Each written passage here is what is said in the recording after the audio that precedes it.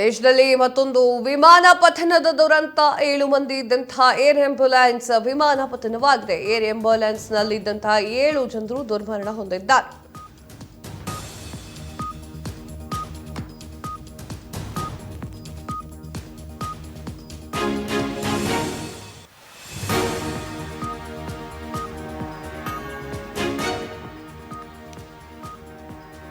ದೇಶದಲ್ಲಿ ಮತ್ತೊಂದು ವಿಮಾನ ಪತನ ದುರಂತ 7 ಮಂದಿ ಇದ್ದ ಏರ್ ಆಂಬ್ಯುಲೆನ್ಸ್ ವಿಮಾನ ಪತನ.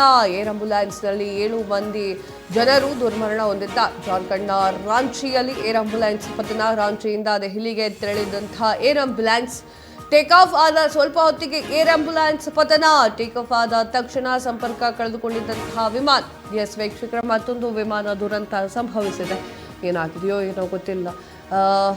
ನಾವು ಪಕ್ಕದ ರಾಜ್ಯದ ಉಪಮುಖ್ಯಮಂತ್ರಿಯನ್ನೇ ಕಳೆದುಕೊಂಡಿದ್ವಿ, ನೆನಪಿದೆಯೋ ಇಲ್ವಾ ನಿಮಗೆ? ಇದೇ ವಿಮಾನ ದುರಂತಗಳಲ್ಲಿ ಈಗ ಮತ್ತೆ ಒಂದು ವಿಮಾನ ದುರಂತವಾಗಿದೆ. 7 ಮಂದಿ ದುರ್ಮರಣ ಹೊಂದಿದ್ದಾರೆ. ಏನೋ 7 ಮಂದಿ ಇದ್ದಂಥ ಏರ್ ಆಂಬ್ಯುಲೆನ್ಸ್ ಅಂತ ಹೇಳಿ ಆ ಒಂದು ವಿಮಾನ ಪತನವಾಗಿದೆ. ದೇಶದಲ್ಲಿ ಮತ್ತೊಂದು ದುರಂತ ಸಂಭವಿಸಿದ್ದು ಹೇಳತೀರದ್ದಾಗಿದೆ. ಏರ್ ಆಂಬ್ಯುಲೆನ್ಸ್ನಲ್ಲಿದ್ದಂತಹ 7 ಜನರು ಮರಣ ಹೊಂದಿದ್ದಾರೆ. ಜಾರ್ಖಂಡ್ನ ರಾಂಚಿಯಲ್ಲಿ ಏರ್ ಆಂಬ್ಯುಲೆನ್ಸ್ ಪತನವಾಗಿದೆ. ರಾಂಚಿಯಿಂದ ದೆಹಲಿಗೆ ಹೋಗ್ತಾ ಇದ್ದಂತಹ ಏರ್ ಆಂಬ್ಯುಲೆನ್ಸ್ ಟೇಕ್ ಆಫ್ ಆಗಿರುವಂತಹ ಸಂದರ್ಭದಲ್ಲಿ ಸ್ವಲ್ಪ ಹೊತ್ತಿಗೆ ಏರ್ ಆಂಬ್ಯುಲೆನ್ಸ್ ಪತನವಾಗಿದೆ.